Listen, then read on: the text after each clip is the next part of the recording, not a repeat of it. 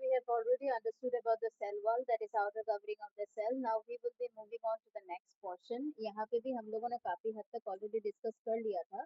बस we will be talking about the basics that we have like dealt in our class. सबसे पहली बात, the cell interior. जैसे कि हमें पता है कि हमारा बॉडी जो है वो बहुत सारे सिस्टम्स से बना होता है, and each system is perfectly aligning with each other, and thus our body is perfectly functioning. ठीक है, जस्ट इमेजिन कि हमारे बॉडी में कोई भी एक ऐसा सिस्टम होता है जो सही तरह से काम नहीं करता. All of a sudden what will happen, your body will totally disrupt, isn't it?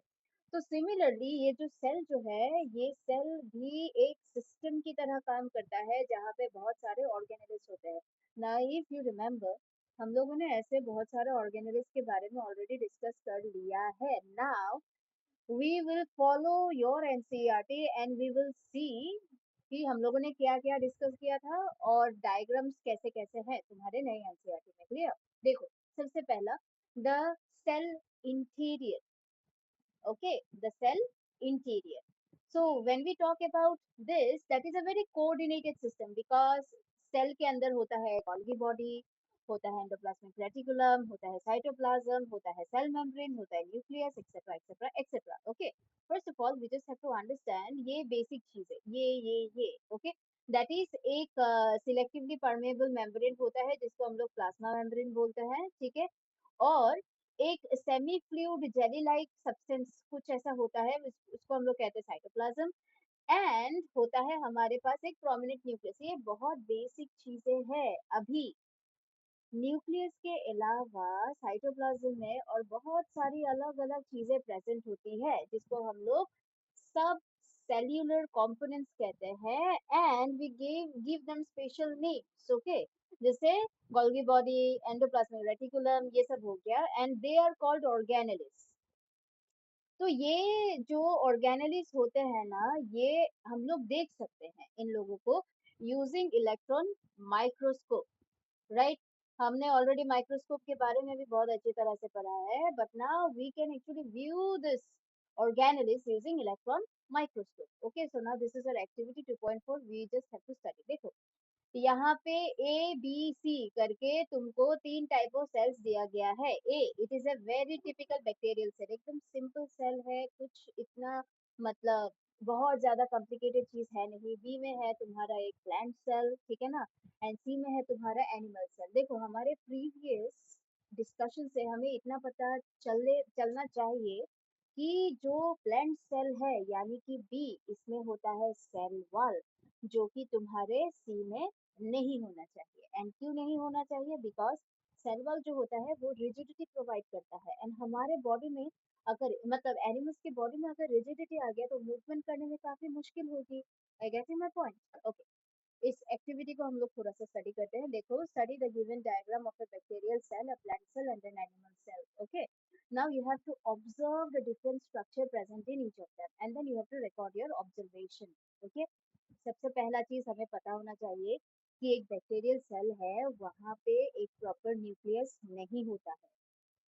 एक मतलब वो जो ऑर्गेनेलिस होता है ना, प्रॉपर वाला नहीं होता है. ऐसे टाइप ऑफ सेल्स को हम लोग प्रोकैरियोटिक सेल्स कहते हैं. प्रो मतलब प्रिमिटिव. ओके, कैरियन मतलब होता है न्यूक्लियस. इसका मतलब एक ऐसा सेल जहाँ पे न्यूक्लियस तुम्हारा अच्छा खासा डेवलप्ड ना हो, उसको हम लोग कहते हैं प्रोकैरियोटिक सेल.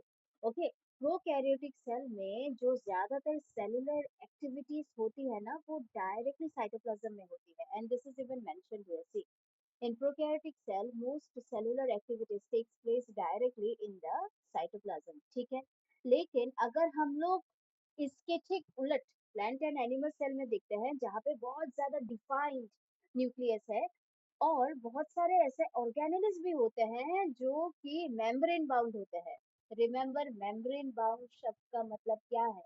ऑर्गेनेलिस जिसके चारों ओर मेम्ब्रेन हो, इसके कारण वो ऑर्गेनेलिस अपने शेप को मेंटेन कर सकता है. ठीक है, तो such cells are called eukaryotic cells.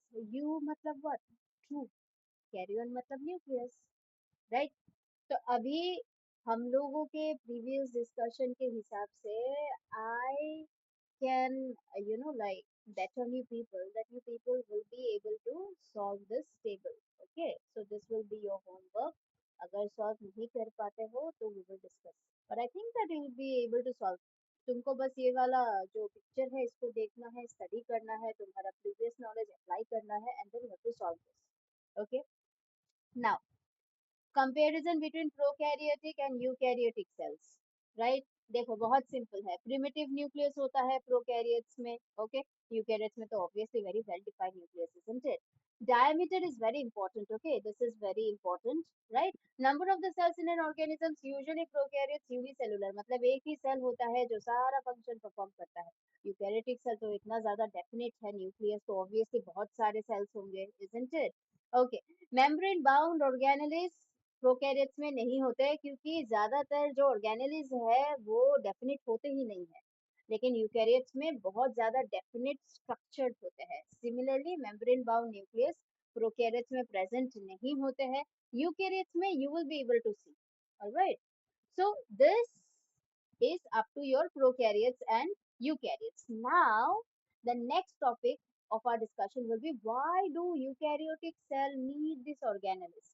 सबसे पहला सवाल ये आता है कि भैया जब प्रोकैरियोट्स ऑलरेडी एक सेल से सारी चीजें परफॉर्म कर पा रहे हैं तो यूकैरियोट्स को क्या मतलब इतना वो है कि भैया हमको भी चाहिए अब अलग अलग organelles. Prokaryotes are not having it, isn't it? For this, you have to revise the previous, topics that we have discussed. Okay. अब देखो एक चीज यहाँ पे, eukaryotic cells carry out various life processes in different cell organelles independent at the same time. अभी तुम्हारे cell में होता है कि भाई प्रोटीन को भी सिंथेसिस करना है, ठीक है, इसके बाद तुम्हारे लिए एनर्जी भी जनरेट करना है, तो your cell will not stop कि भाई इस प्रोसेस को स्टॉप करके वो वाला प्रोसेस करते हैं, ठीक है ना, ये वाला प्रोडक्ट बनाने के लिए दूसरा वाला प्रोडक्ट का जो प्रोसेस उसको बंद करके रखते हैं, ऐसा नहीं चलता है. Because our body is a very complex structure. Our मतलब the eukaryotic cells, the individual having those eukaryotic cells, the body, it's a very complicated complex structure. तो इसीलिए अगर हम हमारे पास ऐसे ऑर्गेनली स्पेसिफिक कामों के लिए ना हो, it will be very difficult. Just I am just giving you an example of Mukesh Ambani. Okay, देखो मुकेश अंबानी जो ये जो इंसान है मुकेश अंबानी, ठीक है ना, ये जो मुकेश अंबानी इंसान है इनके पास है बहुत सारा बिजनेसेस, ठीक है, इनके पास बहुत सारा बिजनेस है. अब सोचो तो इनके पास वंतारा भी है, ठीक है ना, इनके पास जियो, जियो का तो इटसेल्फ इतना सारा चीज है, राइट. इसके बाद इनका और अलग अलग बिजनेस भी. अभी अगर ऐसा कहा जाए कि ये जो सारे बिजनेस है ना, यहाँ पे सिर्फ एक ही एम्प्लॉय काम करता है, तो अभी क्या हो जाता है कि वंतारा का जो काम है वो फिलहाल चल रहा है, तो इसलिए ये वाला बिजनेस को थोड़ा देर के लिए बंद रखा जाए. तो सिमिलरली जब जियो का काम चलता रहेगा तब ये सारे जो बिजनेसेस है इसको हम लोग बंद करके रख देंगे. ऐसा कर सकते हैं क्या? ऐसा होने से तो ये जो मुकेश अंबानी जो ये जो हम लोग बोलते हैं इतने अमीर है, ये तो एक ही दिन में ठप पड़ जाएंगे, ठीक है. इनका ऑनलाइन प्रोडक्ट्स है, इनके पास लाइक क्या बोलते हैं इसको, इतने सारे मैंगोज भी उगाते हैं मैंने सुना है. तो सोचो कि सिर्फ जियो का काम चल रहा है और बाकी सारे बिजनेसेस बंद करे हुए, तो ये तो लॉस हो जाएगा ना इनका. तो सिमिलरली अगर हमारा सेल फॉर एग्जांपल ये एक यूकैरियोटिक ऑर्गेनिज्म का सेल है, यहाँ पे इतने सारे ऑर्गेनेलिस है, ठीक है ना, इतने सारे ऑर्गेनेलिस है. ओके, हम जस्ट रफली ड्राइंग. तो सोचो तो एक ऑर्गेनेली के काम के लिए बाकी सारे ऑर्गेनेलिस को अगर हम लोग बंद करके रख दे तो will the individual be able to survive? The simple answer is no, the individual cannot. ठीक है, इसी कारण ये जो यूकैरियोटिक सेल्स है इनमें बहुत सारी ऑर्गेनेल्स की जरूरत पड़ती है. Now we will be discussing, in fact we have already discussed some of the organelles. Now we will be discussing this organelles separately, what are their functions, how do they look, okay, क्या importance है इन लोगों की, वो सारी चीजें हम लोग discuss करने वाले हैं. क्लियर, ठीक है, राइट.